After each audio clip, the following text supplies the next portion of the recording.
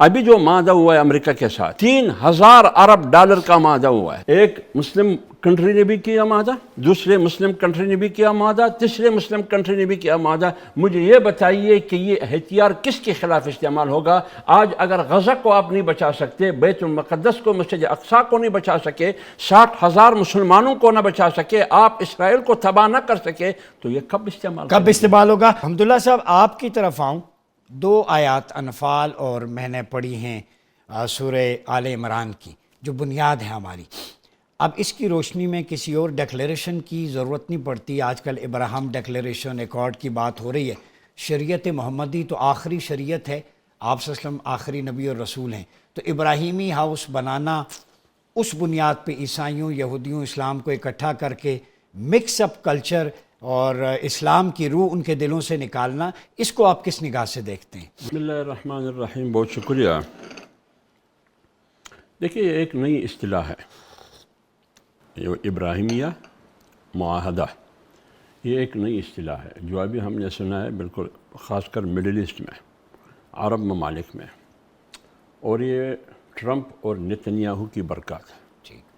یہی تو افسوس کی بات ہے, یہ تو قیامت کی نشانی ہے, یہ مسلمانوں کی تباہی اور بربادی کی علامت ہے کہ آج ہماری قیادت ٹرمپ کر رہا ہے, اور ٹرمپ ہمیں درس دے رہا ہے کہ دین کیا ہے اور دین کیا نہیں ہے. امت مسلمہ کی ترقی اور ان کی مضبوطی اور اس کا استحکام, اس کی فلاح اور اس کی کامیابی کس چیز میں ہے؟ تو ٹرمپ صاحب نے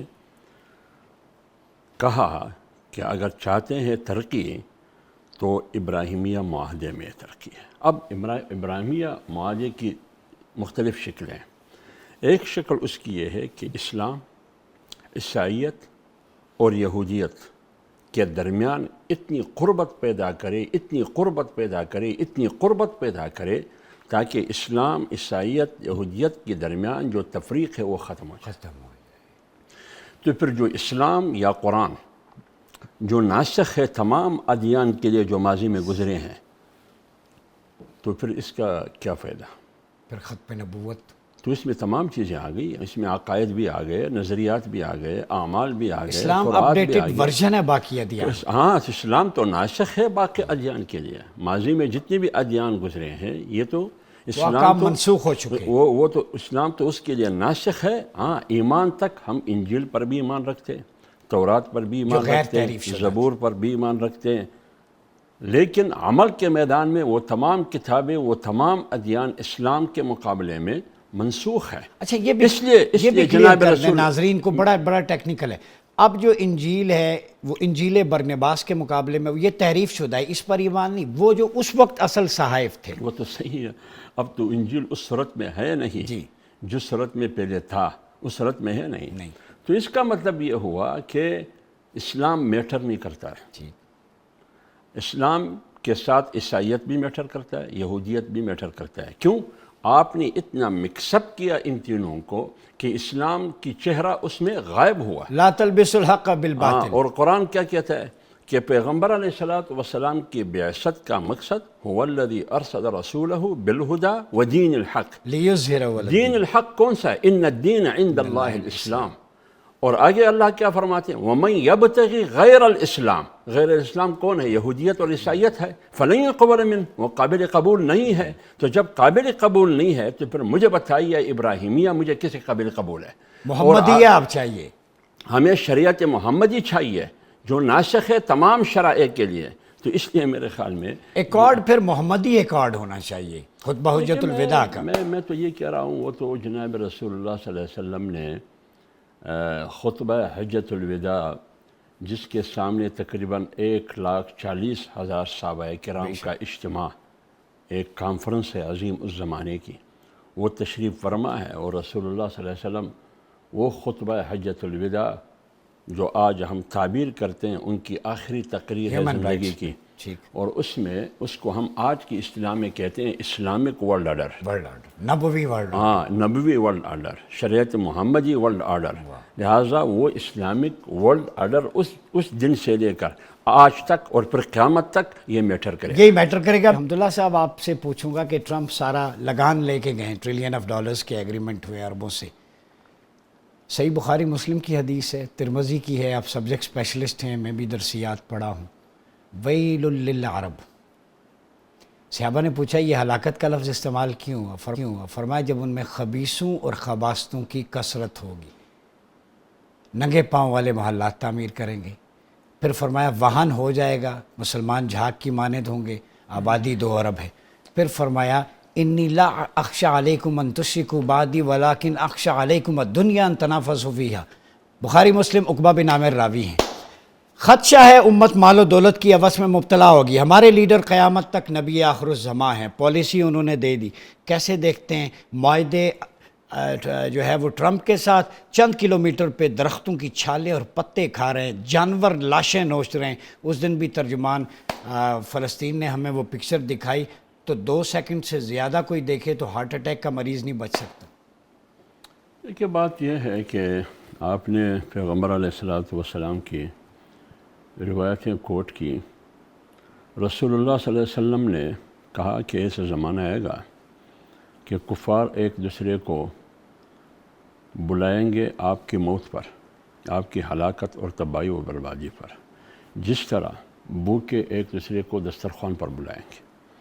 تو صحابہ نے پوچھا کہ کیوں، ہم توڑے ہوں گے؟ تو رسول اللہ صلی اللہ علیہ وسلم نے جواب میں کہا کہ نہیں، آپ لوگ بہت زیادہ ہوں گے. تو پھر پریشانی کیا ہوگی؟ تو کفار اتنے مضبوط ہوں گے.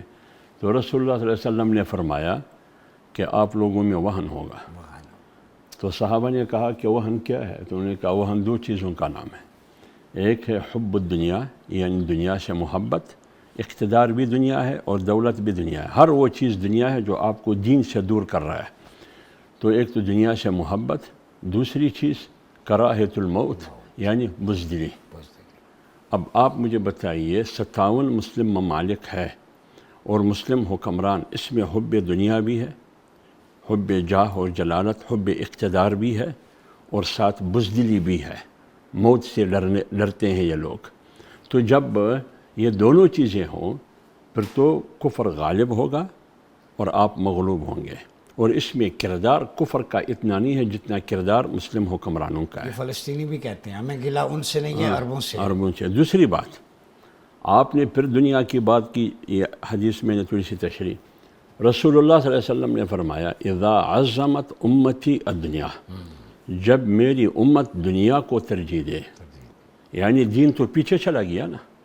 نبذ فریق من الذین اوتوا الکتاب کتاب اللہ وراء ظہورہم، جب انہوں نے کتاب کو، اللہ کی آسمانی کتاب کو پس پشت ڈالا.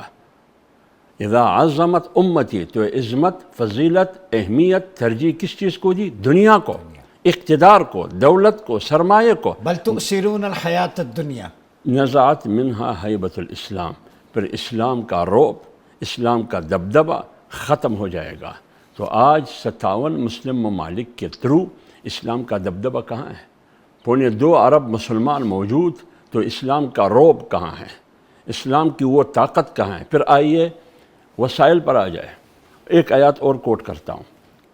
اللہ تعالیٰ نے فرمایا ہے وَذَرُوا الَّذِينَ اتَّخَذُوا دِينَهُمْ لَهْوًا وَلَعِبًا وَغَرَّتْهُمُ الْحَيَاةُ الدُّنْيَا. جس نے دین کو کھیل تماشا بنایا، دین کا مذاق اڑاتا رہا، ایک بات، وَغَرَّتْهُمُ الْحَيَاةُ الدُّنْيَا، اس کی ترجیحات میں، زندگی کی ترجیحات میں دنیا ہی دنیا، سر تاپا دنیا ہی دنیا. وَذَرُوا، اس کی اطاعت مت کرو، اچھا اس کے پیچھے مت جاؤ. ایک سوال ہے، صحیح جواب دیں گے؟ تو آپ سوال کریں. پوری اسلامی دنیا میں اگر کوئی یہ کہ اسلامی دنیا نہیں، مسلم دنیا. مسلم دنیا، اسلام کیا ہے؟ ہاں، مسلم دنیا میں کوئی کسی بڑے پلیٹ فارم پہ یہ کہہ دے اسلاموفوبیا ہے، ہندوتوا کو، مودی کو چیلنج کرے، کسی کا یہ جملہ prophet lives in our heart, حضور ہمارے دل میں رہتے ہیں، تو اس کا مطلب ہے یہ ساری چیزیں پھر نشان عبرت بنا دیتی ہیں بڑے سے بڑے لیڈرز کو بھی. دیکھیے جب امتحان کا وقت آتا ہے، زبان سے تو میں بھی آپ سمجھ گئے میں کیا کہوں؟ میں زبان سے تو میں بھی بلند بانگ کلمہ پڑھتا ہوں یا نہیں پڑھتا ہوں. اور عبداللہ بن ابی بن سلول بھی پیغمبر علیہ الصلوۃ والسلام کی محفل میں ہوا کرتا تھا، ان کی مجلسوں میں ہوا کرتا تھا، صف اول میں ہوتا تھا.